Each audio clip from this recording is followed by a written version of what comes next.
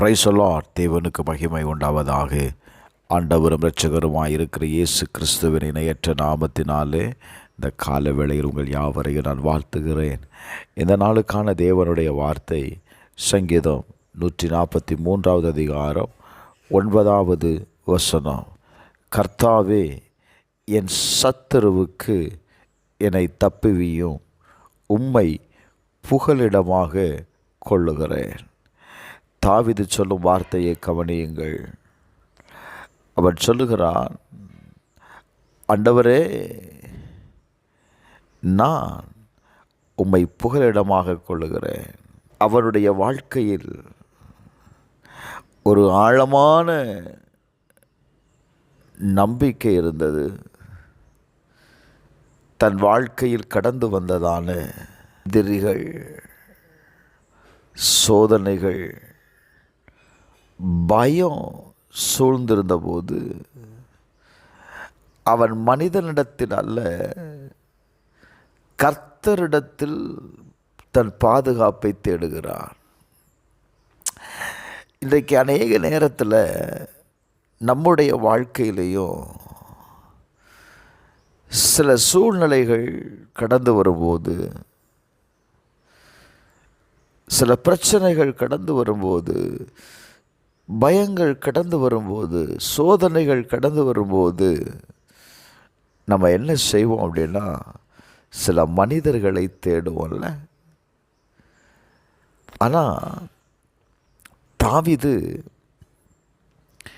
தேவனை தேடுகிறான். எனக்கு அன்பானவர்களே, இந்த கால வேளையில் உங்களுடைய வாழ்க்கையில் சில சத்துருக்கள் இருக்கலாம், சில பிரச்சனைகள் இருக்கலாம், சில நோய்கள் இருக்கலாம்,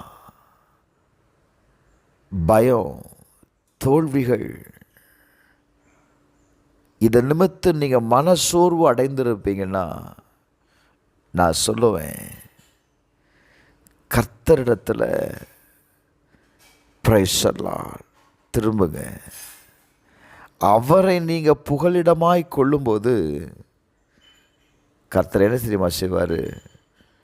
உங்களை அந்த காரியத்திலிருந்து விடுவிப்பாருங்க. அவர் சொல்கிறான், சங்கீதம் 31:15, என் காலங்கள் உமது கரத்தில் இருக்கிறது, என் சத்துருக்களின் கைகளுக்கும் என்னை துன்பப்படுத்துகிறவர்களின் கைகளுக்கும் என்னை தப்புவியும். ஆண்டவரே, என் வாழ்க்கை உங்கள் கரத்தில் இருக்குப்பா. நான் உண்மையை தான் நான் புகலிடமாய் கொண்டிருக்கிறேன். என்னை பின்தொடர்கிற சத்துருக்கும் என்னை துன்பப்படுத்துகிறவனுடைய கைக்கும் என்னை நீங்கள் என்ன செய்யுங்க? தப்புவீங்க. வேதம் சொல்லுகிறது, சங்கீதம் 56:9, நான் உம்மை நோக்கி கூப்பிடும் நாளில் என் சத்துருக்கள் பின்னிட்டு திரும்புவார்கள், தேவன் என் பட்சத்தில் இருக்கிறார் என்பதை அறிவேன். நீங்கள் கர்த்தரை நோக்கி கூப்பிடும்போது உங்களை பின்தொடர்கிற சத்துரு அறிந்து கொள்ளுவான். தேவனுடைய பாதுகாப்பில் நீங்கள் இருக்கும்போது அந்த சத்துரு என்ன செய்வான் தெரியுமா? உங்களை பின்தொடர மாட்டாங்க, உங்களை விட்டு போயிடுவான். இந்த கால வேளையில் நான் சொல்லுவேன், கர்த்தரை சார்ந்திருங்க. Praise the Lord. உங்களை பின்தொடர்கிற சத்துருடைய வல்லமைகள் எதுவுமே உங்களை தொட முடியாது. அன்றைக்கு இஸ்ரவேல் ஜனங்களை பின்தொடர்ந்த பார்வோனுடைய சேனை அவர்களை கலங்கடித்தது. ஆனால் பாருங்க, மோசே சொல்கிறான், கர்த்தரை நம்புங்க.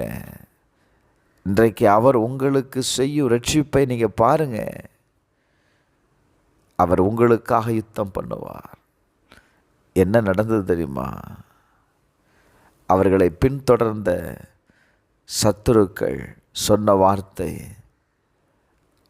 தேவன் அவர்களுக்கு துணை நிற்கிறார், இனி நம்மால் அவர்களை பின்தொடர முடியாது என்று திரும்பி போனார்கள்.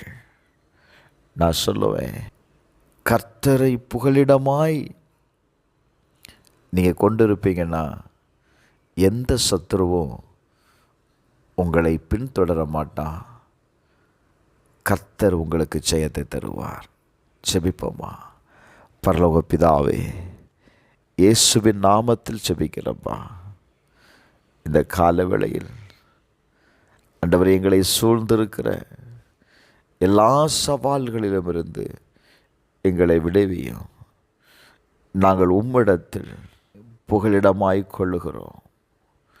எங்கள் வாழ்க்கையை உங்கள் கரத்தில் ஒப்பு கொடுக்குறேன் இயேசுப்பா. இயேசுவின் நாமத்தில் அற்புதங்கள் நடப்பதாக, காரியங்கள் ஜெயமாய் மாறுவதாக. இயேசுவின் நாமத்தில் ஜெபிக்கிறேன் பிதாவே. ஆமென்.